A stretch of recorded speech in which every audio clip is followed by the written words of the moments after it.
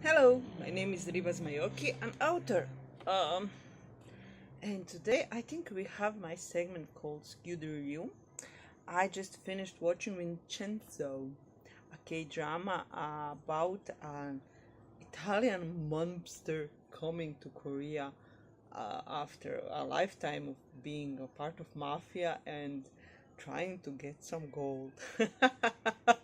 That's the plot.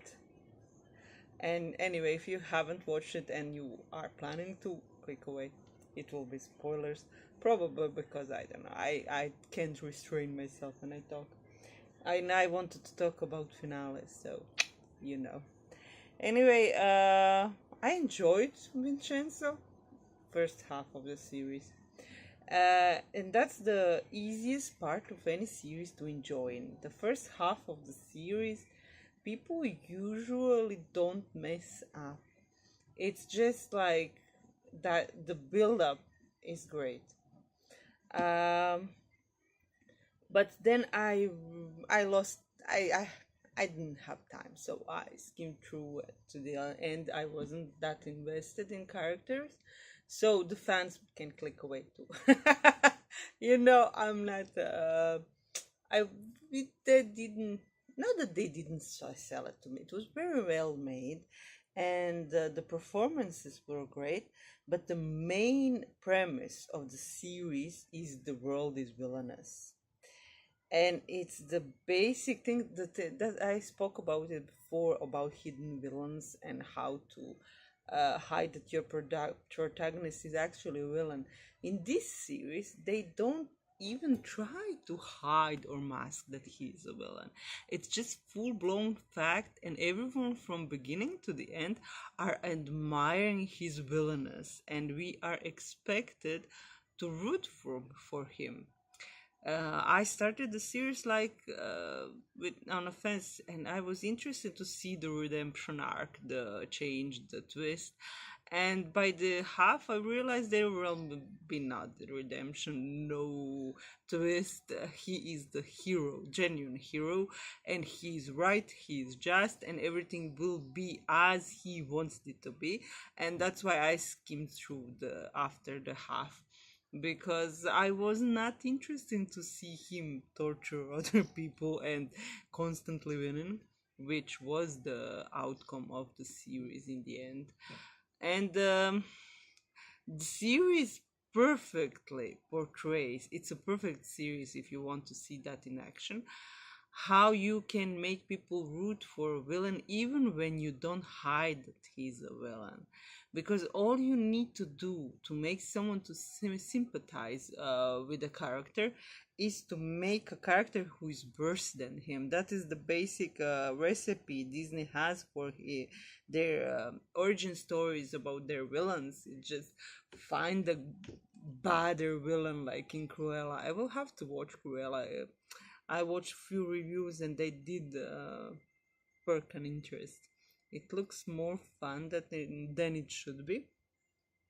But the basic point is you find someone who is worse than your villain, and your villain in comparison starts to look like a hero. And in Vincenzo, they didn't only find a villain that is more villainous than Vincenzo, they found really, they made a world that is evil. The main postulation, the foundation of their universe is that the world is evil and inherently corrupt and that everyone is onto them. And if you have a bunch of characters surrounded by evil enemies, you will root for them because camera is set in within their fortress, and from their fortress it just shows how they are right and the world is wrong. And it's beautifully made actually, because each character is a flawed, it's like a representation of sin for me. Everyone has their pride, uh, they're conceited, they are greedy, they are selfish, they're really not a good bunch of people. And for those bad people who are didn't succeed in life, Vincenzo is just like the ticket out, the way to keep their narcissism without having to move out. Because from the beginning, my question was, but why wouldn't you move out of this building that brings you no profit and sell your businesses that are failing to someone and start something new, meet new people? And they didn't seem like a community that is worth fighting for. And united by the common enemy, they basically become mafia, they become mobsters. And the last scene just reinforces that they're even in suits and acting like thugs on some politician they didn't even meet yet.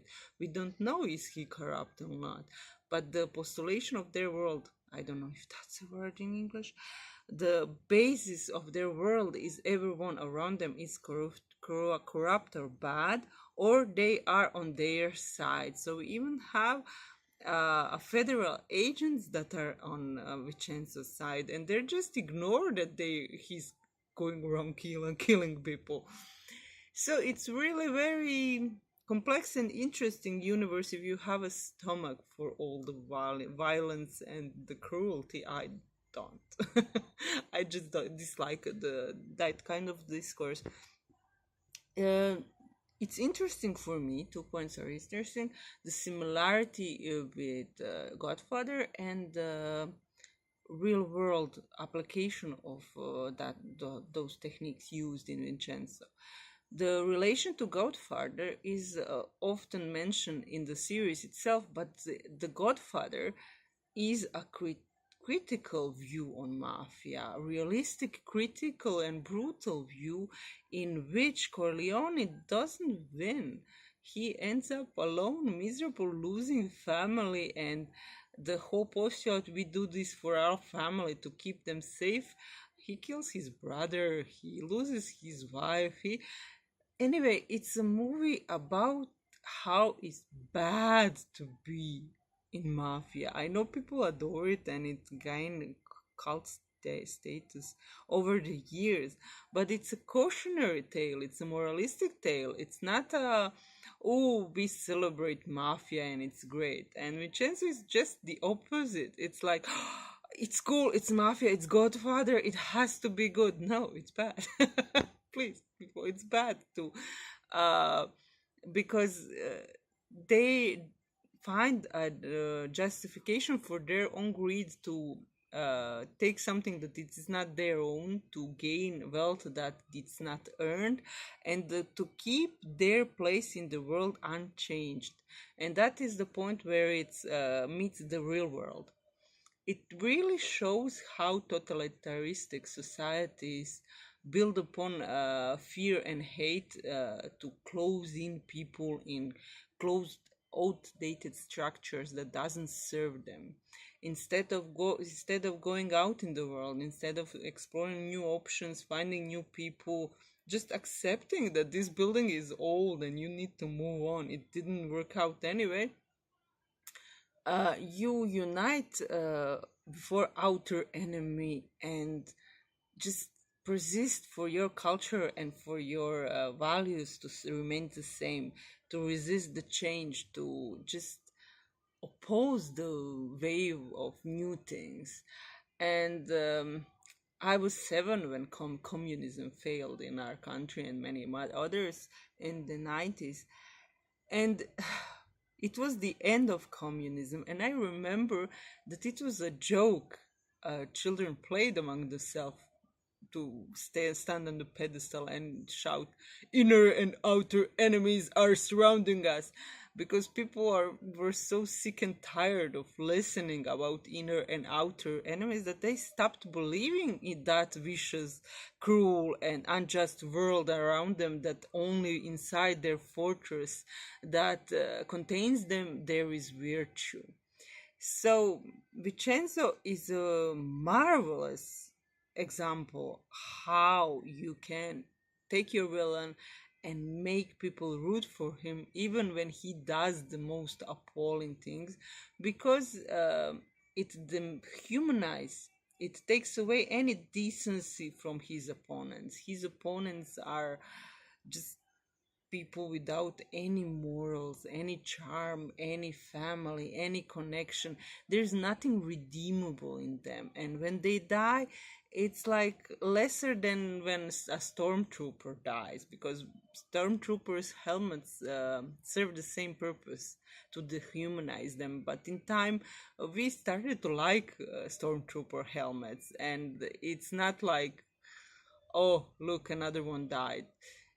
Anyway, in fiction that is action oriented, and when you need to kill your opponents, dehumanizing your opponent and demonizing them is a tool to make your character agreeable to audiences.